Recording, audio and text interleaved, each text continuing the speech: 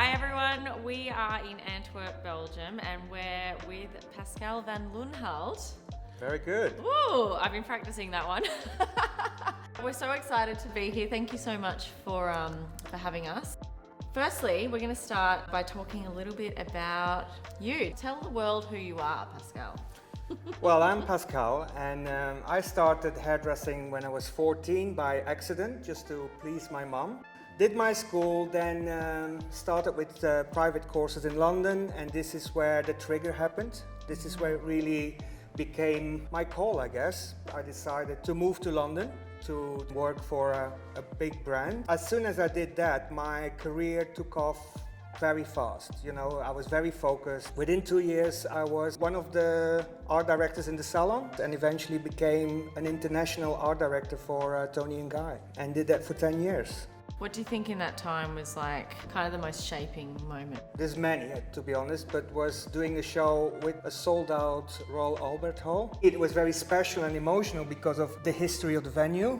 But also on that same night, I won the global award of Hairdresser of the Year for that brand. It was a very special night. It was in 2000. Your salon now in Antwerp. How long have you had that salon open? So I opened it 14 years ago as a smaller boutique salon. I'm still behind the chair because I believe it makes me connected with the reality of our profession, and I believe that it makes me a better educator. Where do you get your inspiration from?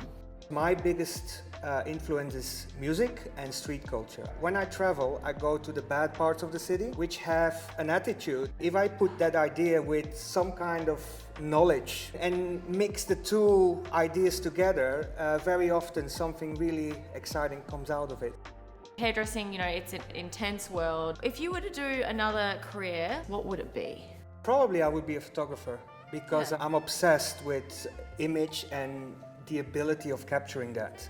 Has there ever been a time where you thought you wanted to leave hairdressing, and what made you stay? I still joke about it today, you know, I introduce myself to any event, big or small, saying, look, hi everyone, I'm Pascal. I cut hair. Once I was committed to it, I never got distracted, no. You know, when you're in London, that cemented it for you. Was there a particular moment?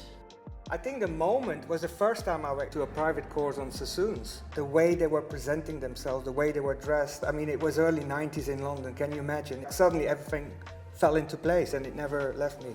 In your whole career, what was like your biggest like pinch me moment? The Future Love show for Kevin Murphy in Prague.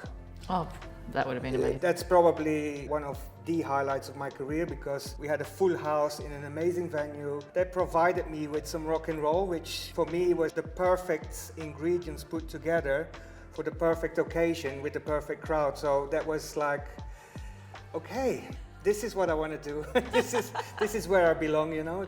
Was a very special moment. If there was one thing that you could tell like hairdressers all around the world, what would it be? I think hairdressers maybe need to focus on something. People are a little bit too much all round. It's very psychological what we do. You have to be able to communicate, you have to be professional, be creative. So it's a lot of ingredients that we have to deal and cope with. So make sure that you find some balance with compensating for that. Well, thanks everyone for tuning in, and make sure you keep tuning into our next video, and we'll see you soon. Bye. Bye.